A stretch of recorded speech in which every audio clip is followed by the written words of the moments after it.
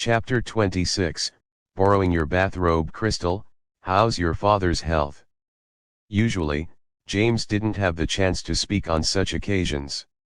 While June was in a good mood, he asked a few questions. Crystal smiled. My father has always been busy with business, but he also pays attention to news about Uncle and Auntie. Especially when Uncle was young, you were very good at devising strategies. Although you are retired now, the younger generation often learns about your past deeds. James was also quite happy with her words. It's a pity that we're all old now. In the future, it will definitely be the world of you juniors. Crystal knows how to talk, and she's smart. Her family background is also clean. If she could be my daughter-in-law, that would be great. June glanced at her son as she spoke, intentionally or otherwise.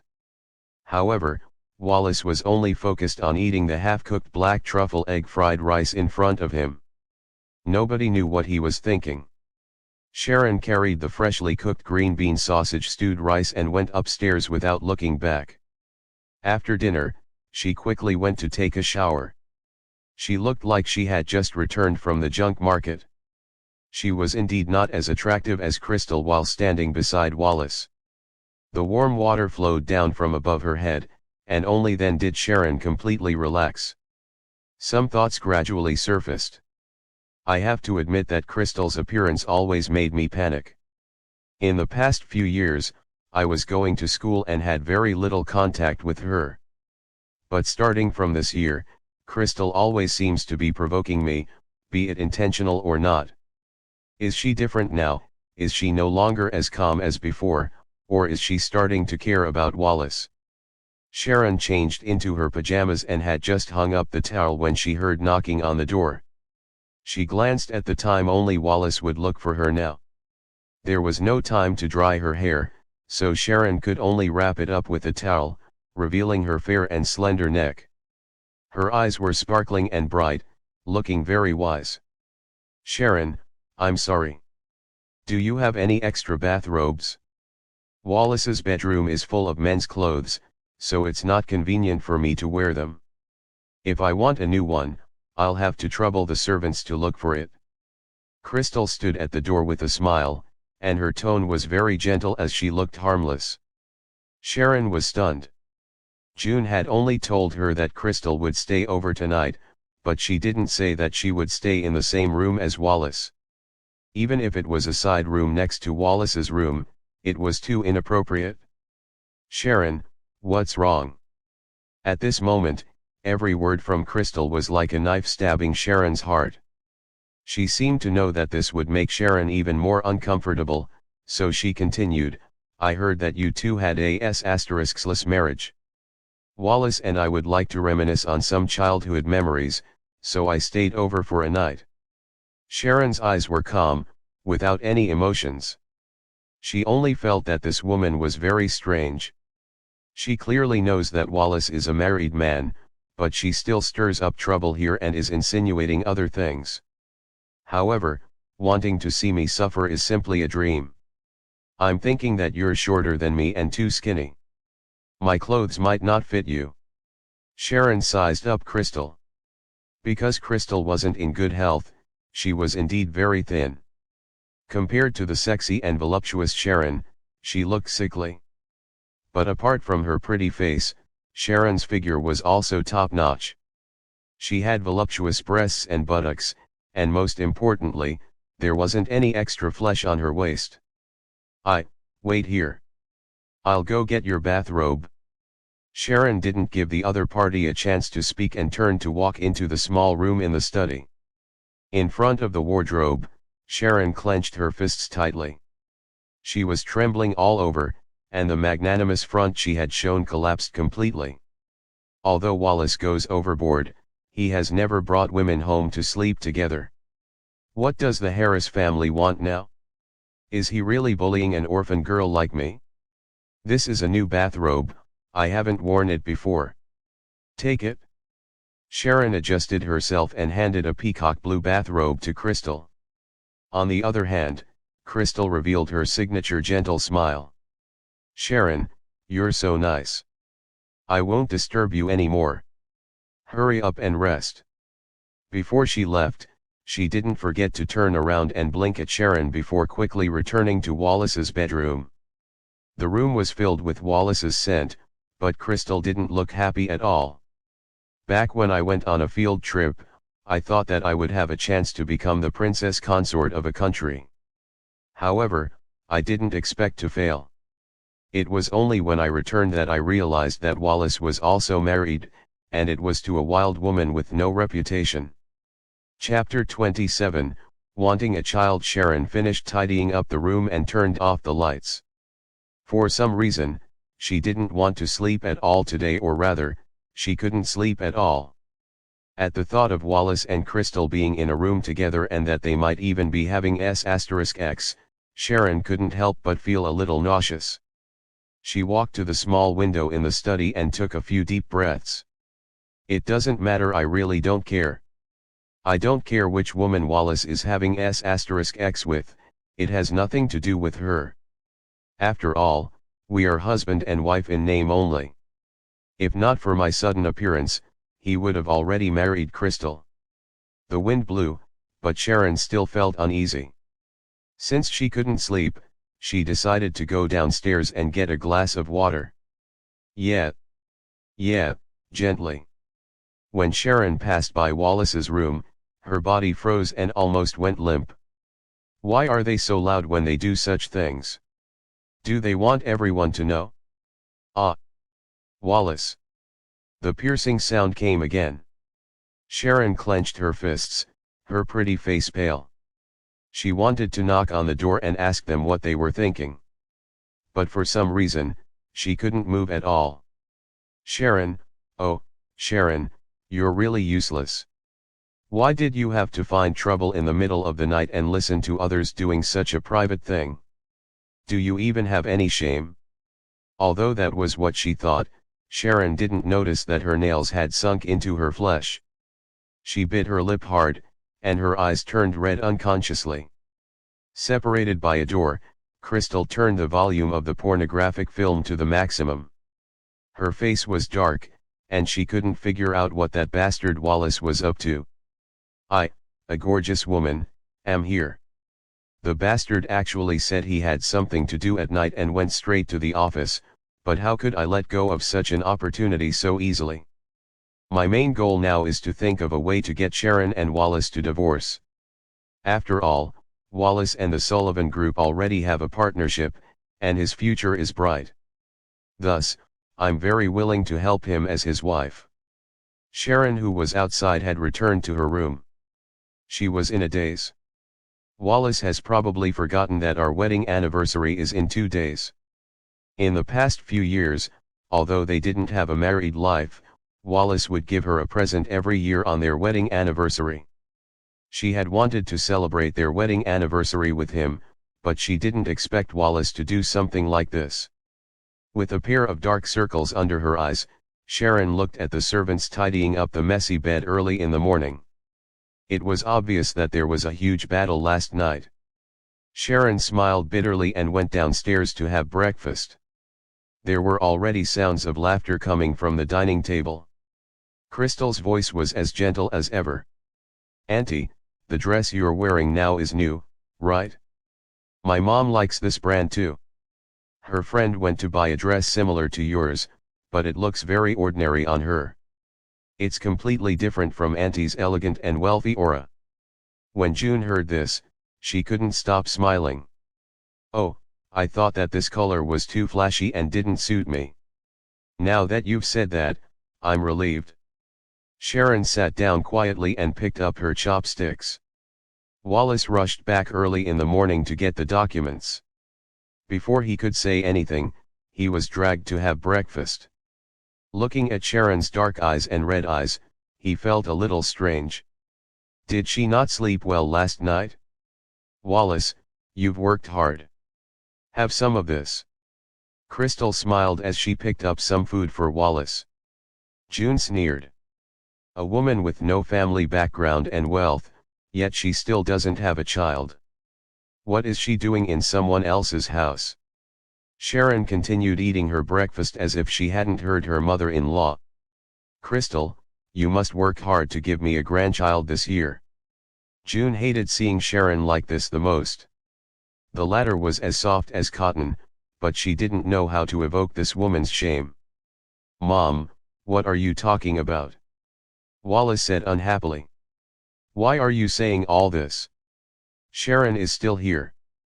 I'm not divorced yet, so it's really unethical of you to say this. How could you say that about your mother?" June was in disbelief. Doesn't he dislike Sharon? Since Sharon can't give birth, he should quickly get a divorce and find someone else. Why waste so much time? I've already tried forcing them to get a divorce, but this brat doesn't listen at all and has even come to refute me now. Chapter 28, Victory Medal. "Wallace, how can you talk to your mother like that?" James saw that his wife's expression wasn't right and was instantly unhappy. He slammed his chopsticks down. What he hated the most was Wallace fighting with his family for Sharon. "We've spent so much effort to nurture such an outstanding talent. We definitely can't lose it to such a woman." After breakfast, Sharon felt her stomach ache, so she stood up helplessly. "Sorry, I'm full." Sharon got up and walked out, completely ignoring June's angry roar behind her. At the thought of attending the banquet, Sharon still felt that she had to prepare a gift. When she had no money in the past, she would do her best to give Madame Heiress the best gift she could. However, the latter didn't like her gift. "Now that I'm rich, it would be good for me to have a more comfortable life in the Heiress family. I can buy something that they think is worthy." With this thought in mind, Sharon walked into the antique store that she almost never dabbled in before. BDA was the most famous antique shop in New York. Their products ranged from an old blanket used by Bloody Mary to a Victorian-era dress. As long as one had money, they could find anything here. Sharon wanted to give her husband a present during the inauguration ceremony. She knew Wallace very well, so she knew that he liked collecting medals. That was why she wanted to come here to see if there was anything worth collecting. When the antique shopkeeper saw that Sharon was dressed simply, he pointed to the left. "The products over there are all modern imitations." Sharon ignored him and started walking around in the store. Finally, she saw a Soviet Victory Medal in a revolving glass cabinet. The introduction said that there were a total of 156 diamonds on the medal, and its historical value wasn't low either. She took a look at the price of $6 million. If it were in the past, she definitely wouldn't consider this small object. But now, it was just a small sum of money to her. "Hello, can you sell this medal to me?" Sharon waved at the antique shopkeeper. The other party glanced at Sharon again. "The items in the glass display case are all very valuable. The key isn't in our hands, so you need to apply for VIP before the manager can open the cabinet. Then, please help me apply for VIP and call your manager." An impatient look appeared on the antique shopkeeper's face. "If you want to apply for VIP, you have to spend $2 million in our shop first. Do you have a spending record?" Sharon shook her head and then pointed to a gemstone necklace at the side. "Wrap this up for me then. Is this worth $2 million? Country bumpkin, can't you tell that this is top-grade emerald? This necklace costs more than $4 million. You dare to come to this area without knowing anything? Stop wasting time and leave quickly." Seeing the other party's impatient attitude, Sharon frowned slightly. At this moment, a woman suddenly pushed open the door. "Why are you arguing? What service does this guest need?" "Manager, this person wants to buy our Victory Medal." The antique shopkeeper's tone was full of sarcasm. The gorgeous woman followed his gaze and saw Sharon. Her name was Winnie, and she was the manager in charge of rare antiques. "I thought it was a distinguished guest. Next time, don't introduce such a person to this section." Winnie looked Sharon up and down as if she were looking at a fly. From time to time, she even showed a pitiful expression. How can a woman who doesn't have any sense of wealth or nobility be able to afford such things? Do you know what era this Victory Medal was from? Let me tell you. Just this tiny 72mm diamond is enough for you not to work for the rest of your life. There are a total of 16 1-carat diamonds and 25 1-carat top-grade rubies on it. You can see that they are all made of gold and platinum. Furthermore, there are only 20 such medals in the world, and 17 of them are missing. One is with us, and the remaining 2 are with the 2 old generals. If someone like you wants to buy them, you should take a look and see if you are worthy. After saying this, Winnie looked at the antique shopkeeper beside her. I really don't understand. Why are you wasting your time on such a person? Manager, this lady said she wanted to buy it. Didn't I teach you how to read people when I was training you? How can a woman like her afford something so expensive? If you introduce her to the section, would you be able to afford it if anything is lost? Winnie thought that she was superior to others and that she was very good at judging people. Hence, she could tell at a glance what kind of person Sharon was and how much purchasing power she had. In my opinion, she would have to consider for a long time even for a $6,000 piece of jewelry, not to mention a $6 million medal. If I were to waste my time with such a person, I would definitely be crazy. Chapter 29, She Really Owns a Bank. The antique shopkeeper didn't dare to speak. Sharon found it funny and couldn't help but ask, is this how you treat your customers? I want this medal. Is there a problem? Take a good look at this place. Winnie sneered. We are indeed doing business, but we only do business with the rich. Those who can't afford it must not come and join in on the fun. Sharon frowned slightly as if she had heard a joke. How can you tell that I can't afford it? Humph.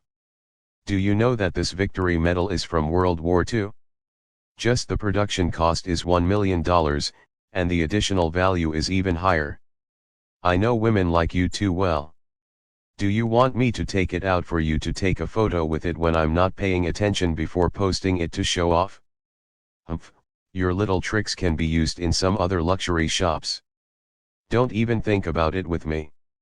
Winnie crossed her arms and lifted her chin high, looking as if she was the most amazing person in the world. Her face was filled with contempt. If you can't afford it, then don't buy it. Hurry up and make way for others. That's right. I don't think she's old enough to know the value of this Victory Medal. Wouldn't it be a waste to sell it to her? Let me tell you, there are many women like this nowadays. The people around them were all talking about Sharon, but Sharon didn't retort at all when she saw Winnie's sneer.